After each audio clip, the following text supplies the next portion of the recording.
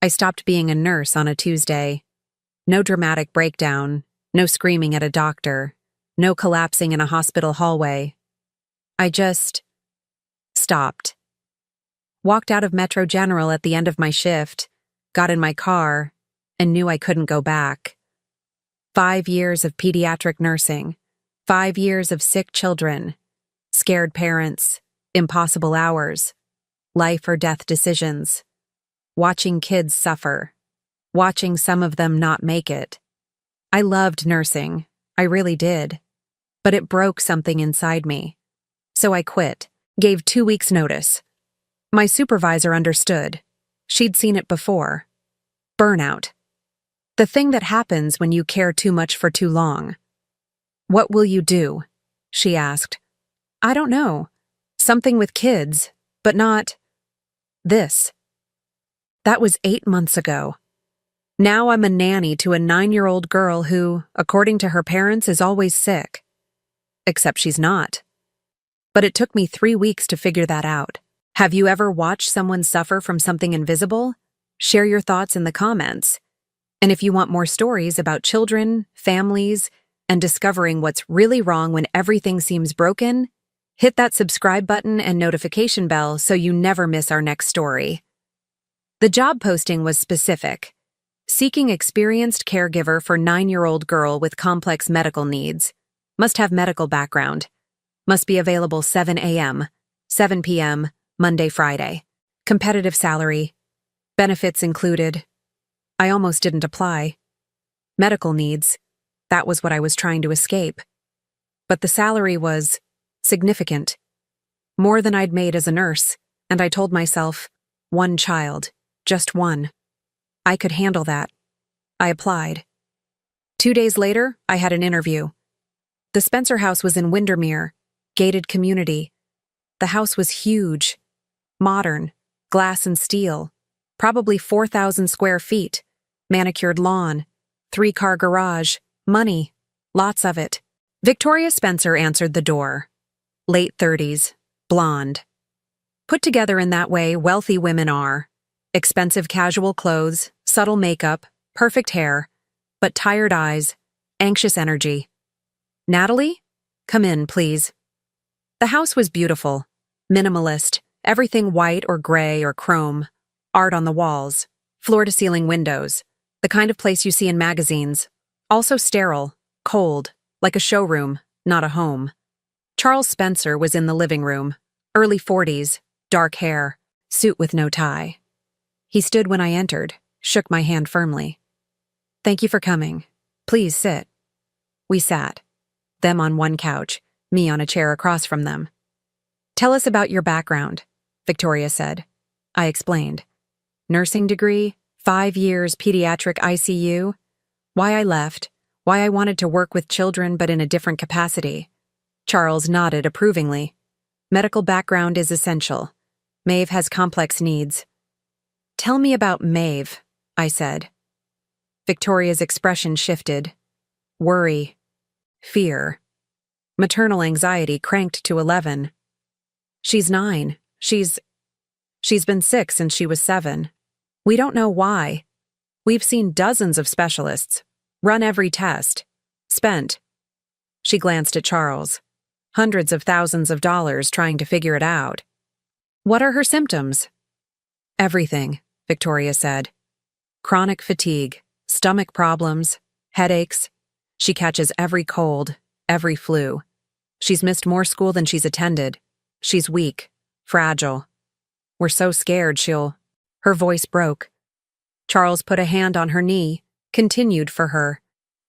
"We need someone who understands medical care, who can monitor her, give her medications on schedule, recognize if something's wrong. But also, be there. We both work, long hours, family company. We can't be home as much as we'd like." "What does Maeve want?" I asked. They looked at each other, confused. "What do you mean?" Victoria asked. "What does she like to do? What makes her happy?" Silence. Finally, Charles said, "She likes reading, watching movies. She's very quiet, mature for her age." "Because she's sick," Victoria added quickly. She can't do what other kids do. Run around, play sports, go to parties. She's too weak. What do her doctors say? They don't know. Frustration in Charles's voice. We've been to Boston, Johns Hopkins, Mayo Clinic. They all say the same thing. Something's wrong, but they can't pinpoint it. Some think autoimmune. Some think chronic fatigue syndrome.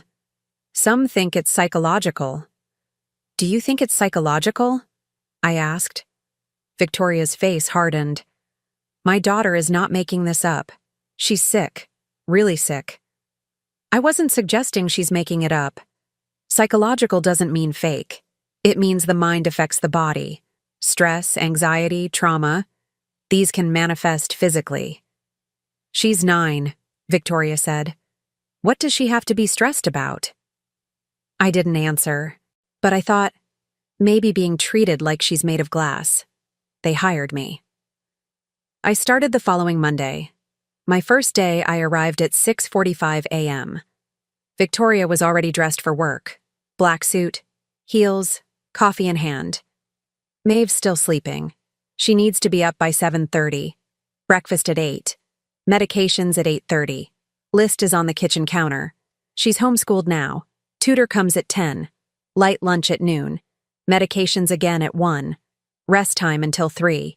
Dinner prep at 5. We'll be home by 6:30. Medications at 7 p.m. before bed. She spoke fast, anxious. Like if she didn't tell me everything at once, something terrible would happen. Got it, I said. And Natalie. Watch her. Constantly. She gets dizzy sometimes. Falls. We had to pad the corners of all the furniture. If she looks pale or says she doesn't feel well, check her temperature and pulse. Call me immediately if anything seems wrong. Of course. And don't let her overexert. No running, no jumping, nothing strenuous. Understood. Charles appeared.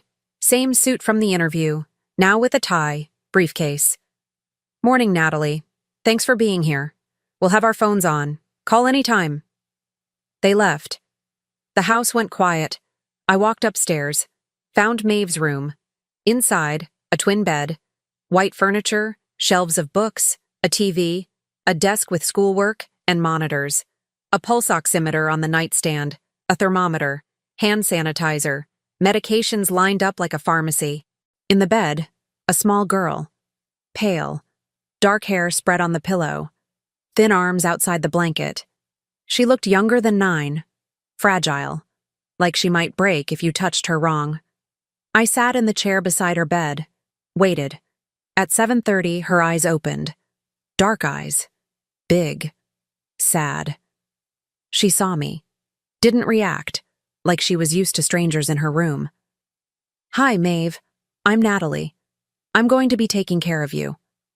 Where's my mom? She went to work. She'll be home tonight. Oh. Flat voice. No surprise. Like she expected this. How are you feeling? Tired? Okay. Do you want to rest more? Or should we get breakfast? I guess breakfast. She sat up slowly.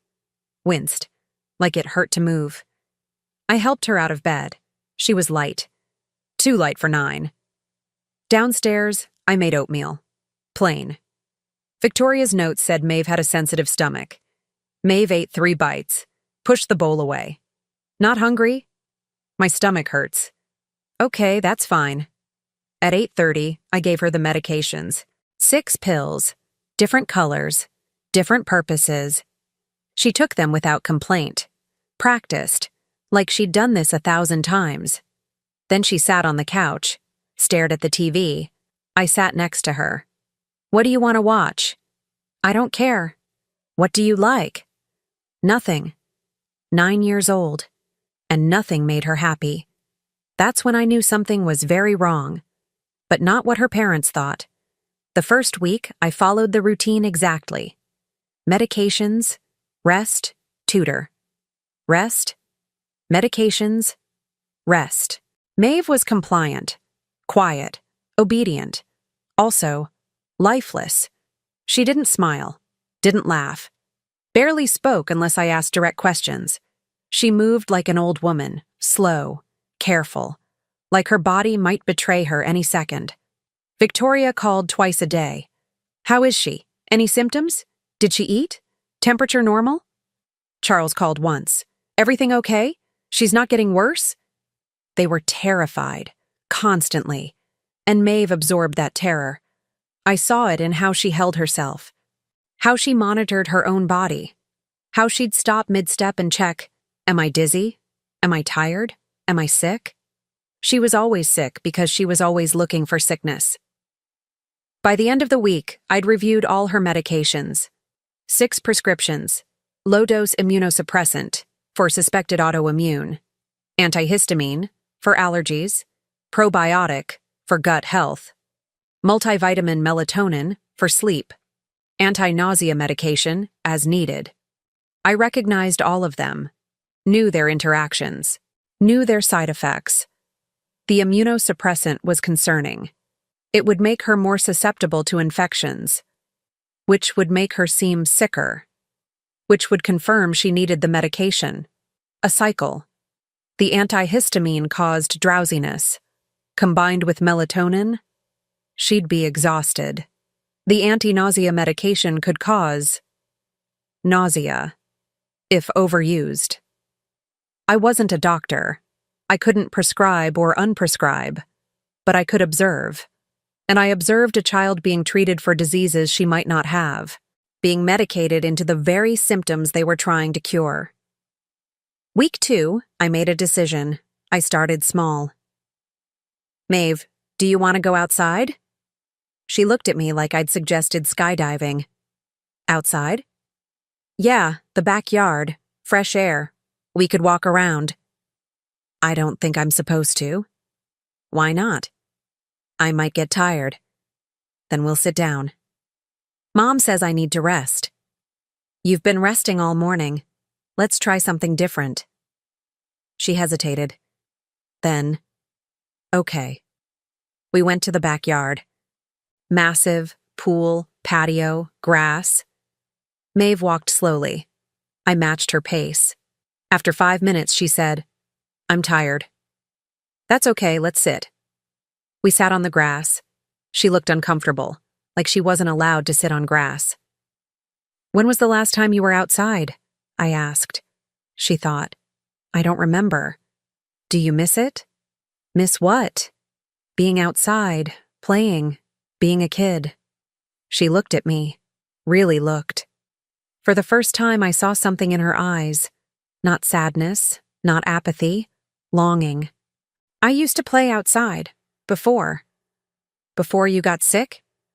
Yeah. What did you play? Tag. Jump rope. I liked climbing trees. That sounds fun. She didn't respond, just looked at the grass, but I saw her fingers, touching the blades, feeling texture, like she'd forgotten what grass felt like. That night, Victoria came home at 6:40, rushed, anxious. How was she? Any problems? She was fine. We went outside for a bit. Victoria's face went pale. Outside? Natalie, she's not supposed to... She's fine. We walked slowly, sat on the grass, fresh air, sunshine. It was good for her. But what if she got too tired? What if she fell? What if... She didn't. Victoria, she's okay. You don't understand. She's fragile. She can get a bacteria. We have to be careful.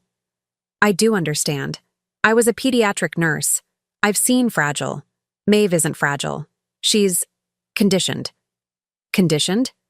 Victoria's voice went sharp, defensive. To believe she's sicker than she is, to focus on every symptom, to be afraid of her own body. That's not. We're just protecting her. Charles appeared, heard the last part. What's going on? Natalie took Maeve outside without asking. He looked at me, not angry, confused. Why? Because she's 9. She needs more than rest and medication. She needs to move, to play, to be a child. She's sick, Victoria insisted. What if she's not? I said quietly. Silence, then Victoria. Get out. Victoria, Charles started. Get out. You're fired. You don't know what you're talking about. You don't have children. You don't understand. Get out of my house. I looked at Charles. He looked torn, uncertain. Then Maeve appeared at the top of the stairs. Small, pale, in her pajamas. I liked going outside, she said. Small voice. Everyone looked at her. I felt better. After. Can I go outside again tomorrow? Victoria's face crumpled. Baby, you need to rest. You're sick. But what if I'm not? The question hung in the air. Charles looked at me, at Victoria, at Maeve. Let's talk, he said. Everyone, sit down. We sat. Kitchen table. Victoria furious and scared. Charles cautious. Maeve confused. Me hopeful. Explain, Charles said to me. What do you mean, conditioned? I took a breath, chose words carefully. I've reviewed Maeve's medications, her symptoms, her routine, and I see a pattern. What pattern? Victoria demanded. Maeve presents with fatigue, nausea, weakness, frequent illness. All real symptoms. But some of her medications, they cause those exact symptoms. The immunosuppressant makes her more susceptible to infections. The antihistamine makes her drowsy. The anti-nausea medication can cause nausea if used too frequently. She's being treated for conditions that the treatment itself is perpetuating. That's not... The doctors aren't coordinating. She's seen dozens of specialists. Each one prescribes something, but no one's looking at the big picture, at how these medications interact, at whether she needs all of them. Charles leaned forward. What are you suggesting? I'm suggesting we try something different. Reduce medications gradually, under medical supervision. Increase activity. Let her move, play, be outside. Treat her like a child, not a patient. She'll get worse, Victoria whispered. What if she gets better? And if you're wrong? If she really is sick and we stop treating her? Then we'll see it, immediately, and we'll resume treatment. But Victoria, Charles, what if I'm right? What if your daughter has spent 2 years being treated for diseases she doesn't have? What if the cure isn't more medicine? What if it's less? Silence. Maeve spoke, quietly. I want to try. Victoria turned to her. Baby, you're too young to decide. I'm 9. I know how I feel. And I feel tired of being tired. Can we try? Please? Charles and Victoria looked at each other. A whole conversation in that look. Fear, hope, desperation, love. Finally, Charles said, 1 month. We try it for 1 month, but we coordinate with her Edward physician. We monitor everything, and at the first sign she's getting worse. We stop, I agreed. Completely. Resume the original plan. Victoria was crying. I can't lose her. You won't, I said. But you might be losing her to overprotection. Let her live, just for a month. See what happens.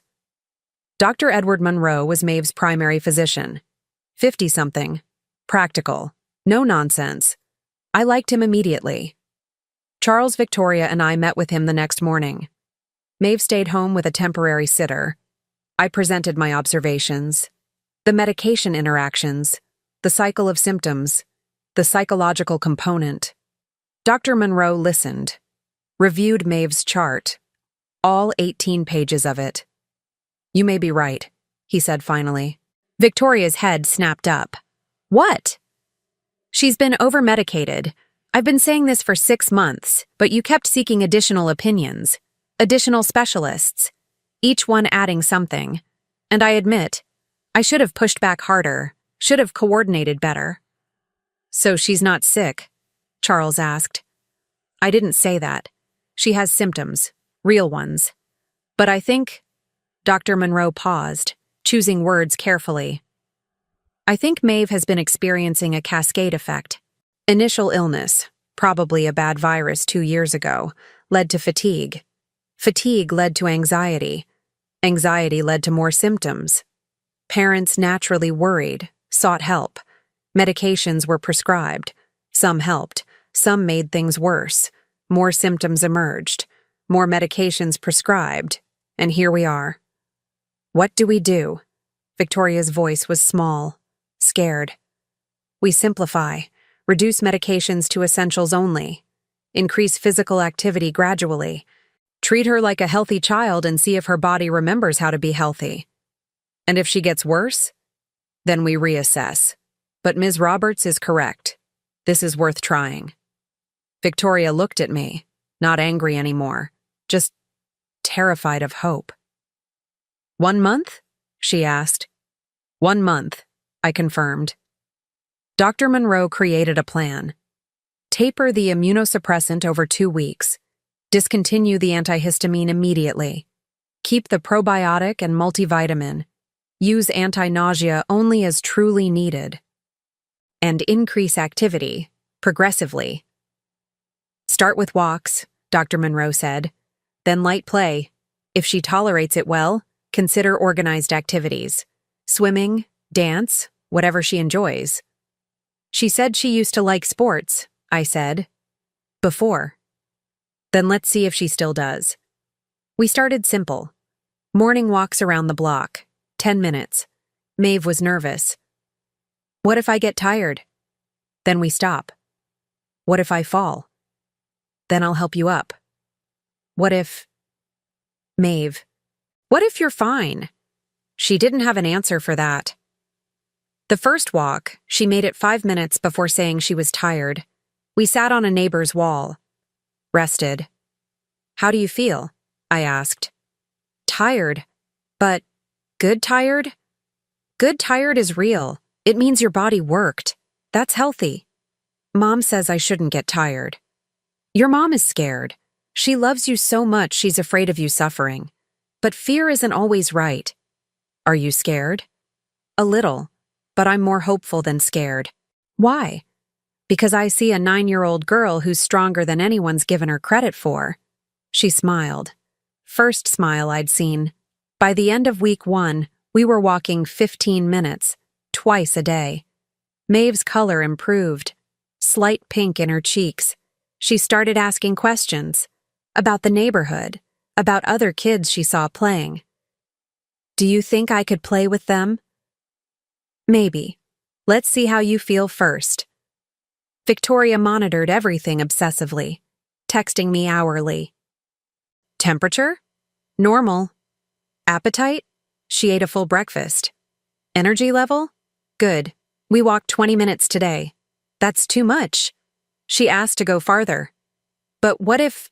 I stopped responding to the what-ifs. There were infinite what-ifs. Fear could invent scenarios forever. Charles was cautiously optimistic. She seems different, more alive. She is, I said. Victoria's terrified. I know. She thinks if she hopes too much, something bad will happen, like hoping jinxes it. That's magical thinking. He smiled sadly. When your child is sick, really sick, or you think they're really sick, you become superstitious. You hold your breath. You make bargains with the universe. You're afraid to hope because hope feels dangerous. Hope is the opposite of dangerous. Tell Victoria that. By week 2, Maeve had headaches for 2 days, withdrawal from the antihistamine. But they passed. Her energy increased noticeably. She started running. Not far. Not fast. But running. Down the driveway. Back. Laughing. I recorded it on my phone, sent it to Victoria. She called immediately. Is she okay? Should she be running? What if she falls? Victoria, watch the video again. Really watch. What do you see? Silence. Then, she's smiling. Yes. I haven't seen her smile like that in... I don't remember. Because she's being a kid, not a patient. I'm so scared, Natalie. I know. But she's not fragile. She's resilient. You just have to let her be. Midweek 2, Maeve asked a question that changed everything. Natalie, can I play a sport? What sport? I don't know. Something with other kids. What interests you? She thought. I used to watch volleyball on TV. It looked fun. Volleyball is great. Teamwork. Do you think I could do it? I think you could try. Would Mom let me? Let's ask. That evening when Victoria came home, Maeve asked her directly. Mom, can I try volleyball? Victoria froze. Volleyball? There's a recreational league.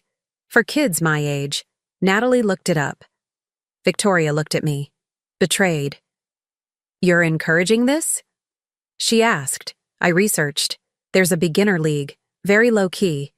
Once a week, Saturdays. She can't. She's not strong enough. What if she gets hurt? Maeve's face fell, hope dying. Charles, who'd just walked in, caught the tail end. What's this about volleyball? I want to play, Maeve said quietly. But Mom says I can't. Charles looked at Victoria. At me. At Maeve. Let her try, he said. Charles. One practice. We'll go with her. Watch. If she struggles, she stops. But Victoria, look at her. We all looked at Maeve, standing there, 9 years old, hopeful, alive in a way she hadn't been in years. Please, Mom? Victoria's eyes filled with tears. What if you get hurt? What if I don't? Using my words, my logic. Victoria closed her eyes, took a shaky breath. One practice, but I'm watching. And at the first sign of trouble, I stop, Maeve finished. I promise. There were a dozen 9 and 10-year-olds at the community center gym. Coach was introducing the basics. Maeve was in athletic clothes Victoria had bought the night before. Nervous, excited. Victoria, Charles, and I sat in the bleachers. Victoria gripping Charles's hand like a lifeline. The coach divided kids into groups, passing drills. Maeve was tentative at first, watching others, learning. Then she hit the ball. It went over the net. She gasped, smiled, hit it again. For the next hour, she played. Not perfectly, not expertly, but she played. She fell once, diving for a ball. Everyone gasped. Victoria stood up. I put a hand on her arm. Wait. Maeve got up, laughing. I'm okay. Kept playing. At the end of practice, she ran over to us, sweaty, flushed, breathing hard. That was amazing. Can I come back next week? Victoria was crying. Happy tears, overwhelmed tears, relief tears. Yes, she whispered. Yes, you can come back. Maeve hugged her. Thanks, Mom. In the car ride home, Maeve talked nonstop. About the other kids, the drills, how her arms hurt but in a good way. Charles drove. Victoria held his hand, both of them processing. Their daughter, alive, happy, healthy. I sat in the back with Maeve, listening to her chatter. This was what being 9 should look like. Maeve attended volleyball every Saturday. During the week, she practiced at home, bumping a balloon in the air. Excited, focused. Her appetite increased. She ate full meals. Her sleep improved. No more melatonin needed. She was tired from activity, not medication. The mystery symptoms decreased. Headaches were rare. Stomach issues gone. No more random illnesses. Dr. Monroe did a checkup. Remarkable improvement. Vitals excellent. Energy excellent. She's thriving. So she wasn't sick? Victoria asked. She was sick, from being overtreated, overprotected. But the underlying cause wasn't medical. It was circumstantial. And now those circumstances have changed. Victoria nodded, processing, accepting. I kept her sick, she said quietly. No, Dr. Monroe said firmly. You kept her safe, or thought you were. That's what parents do. You didn't know. Now you do. And you're making better choices. That's all anyone can ask.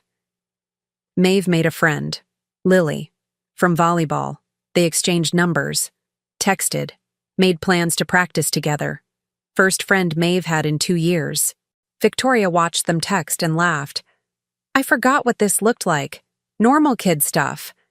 It's good, I said. 6 months later. Maeve is in school now, full-time, doing well academically and socially. She does volleyball 3 days a week. She's strong, healthy, happy. Last month, she competed in her first tournament. Her team came in third. She was thrilled. Victoria cried. Charles couldn't stop smiling. And me?